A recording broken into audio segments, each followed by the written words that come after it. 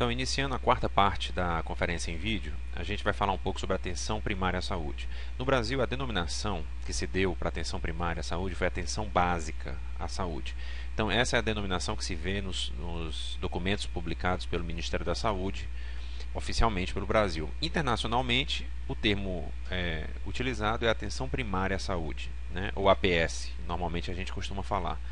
E como característica fundamental da atenção primária à saúde, nós temos 4 que podemos citar aqui. Primeiro, contato, coordenação de cuidados, cuidados ao longo da vida, que é a longitudinalidade, e cuidados integrais, que é a integralidade. Então, primeiro contato significa que, preferencialmente, a atenção primária é o nível de atenção, o nível de assistência preferencial, como eu já disse, de contato com os pacientes ou com as pessoas, né? As pessoas não necessariamente precisam estar, digamos, doentes para ter esse primeiro contato. Então, preferencialmente, é importante que cada pessoa tenha um profissional de saúde de referência. Então, esse profissional de saúde ou equipe de saúde é exatamente que fica na atenção primária, fazendo esse primeiro contato. Coordenação de cuidados significa que quando o indivíduo ou paciente precisa ter mais de uma necessidade atendida, né, e que a atenção primária pode não dar resolutividade a certas coisas que o paciente ou o cliente, né, ou o usuário precisa, o usuário normalmente vai para outro nível de atenção, secundária ou terciária, para ter essa assistência contemplada, e quem coordena ou quem deveria coordenar é exatamente a atenção primária. Então ela é o primeiro contato, ela identifica situações que ela mesma não consegue dar resposta e coordena a necessidade então de outros níveis ou outros cuidados de outros profissionais de outras especialidades, certo? Isso é coordenação de cuidados, quer dizer, apesar de um indivíduo ir para outro nível, ele não perde ou não deveria perder o contato com o coordenador, digamos assim, que seria a equipe, ou coordenadora, que seria a equipe de saúde, ou o profissional de saúde de referência da atenção primária. Cuidados ao longo da vida significa exatamente isso, né? Longitudinalidade. O que é isso? É você ser o primeiro contato e ser depois os contatos recorrentes quando você necessitar de qualquer coisa relacionada à sua saúde. Então, isso significa um contato recorrente e faz com que o conhecimento entre o usuário e o profissional de saúde seja normalmente duradouro.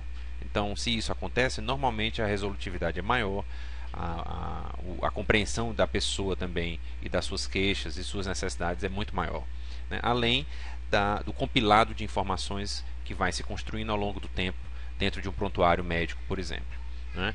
Cuidados integrais ou integralidade significa aquilo mesmo que a gente viu no outro vídeo, que é do Sistema Único de Saúde, que é não esquecer dos aspectos de prevenção, mesmo que você tenha situações de cura ou de tratamento. Então é você não perder o foco da prevenção e da promoção da saúde e fazer as suas ações de cura, tratamento e reabilitação. Então integral ou integralidade nesse aspecto é exatamente o que é o princípio, dos princípios do SUS.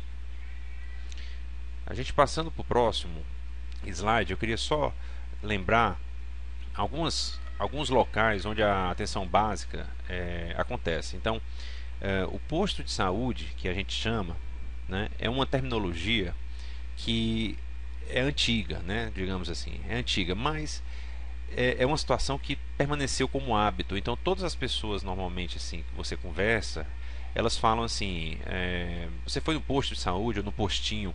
Mas posto de saúde oficialmente é uma unidade onde não há uma pessoa de nível superior todo o tempo. Então se há digamos, uma pessoa só de nível médio, que tem, por exemplo, o ensino médio completo, e ela fica cuidando daquela unidade por um bom tempo, né, ou por uma parte do tempo, aquela unidade se caracteriza por ser um posto de saúde, né? Se ela tem profissionais de nível superior, ela já não é um posto de saúde, e sim uma unidade de saúde da família, ou um centro de saúde da família, uma unidade básica de saúde. Existem outras terminologias, depende da geografia, onde é que você esteja. Então, por exemplo, situações do interior, do norte ou centro-oeste, outros mesmo de outras regiões, você tem unidades móveis fluviais, você tem unidades terrestres móveis também. Então, isso faz parte da atenção primária, no caso da nossa atenção básica, como o Ministério denomina, né? E isso depende da geografia. A unidade mista é uma unidade que atende pacientes ambulatoriais e que eventualmente podem fazer pequenos internamentos, né? É considerada unidade mista, né? Existem muitas. Ambulatórios de unidades hospitalares, o que significa que hospitais acabam criando ambulatórios onde esses ambulatórios funcionam como atenção primária ou atenção básica, né? E hospitais de pequeno porte, muitas vezes no interior, funcionam também como atenção primária, exatamente como unidades também de ambulatórios, né? Unidades dentro dos hospitais, certo? Então esses aí são os locais, digamos, preferenciais, os locais que existem no Brasil, onde ocorre a atenção primária, sem esquecer que existe toda uma ação comunitária, né? E a atenção secundária e terciária acontecem em hospitais e na média complexidade, que seria a atenção secundária, acontecem em policlínicas ou similares. Esse termo complexidade ele é controverso, né? Porque é como se desse uma baixa complexidade à atenção primária, quando na verdade esse termo está se referindo mais à densidade tecnológica. Então o que é que eu quero dizer com isso? Que complexidades elas são provavelmente muito altas em todos os níveis, no nível primário, secundário e terciário. O que acontece é que a densidade tecnológica, por exemplo, uma máquina de hemodiálise tem alta densidade tecnológica, né? Hardware envolvido. Ela não vai estar numa unidade de atenção primária, ela vai estar numa policlínica ou numa unidade específica de hemodiálise, não é?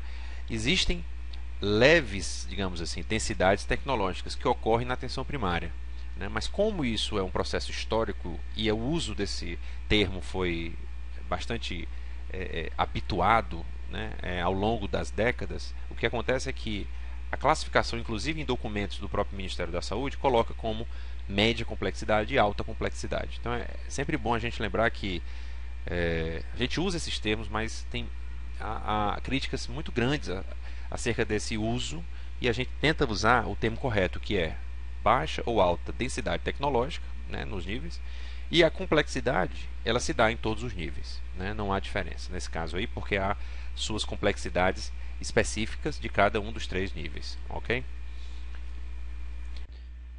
Final da parte 4A. Siga direto para a parte 4B para finalizar a quarta parte.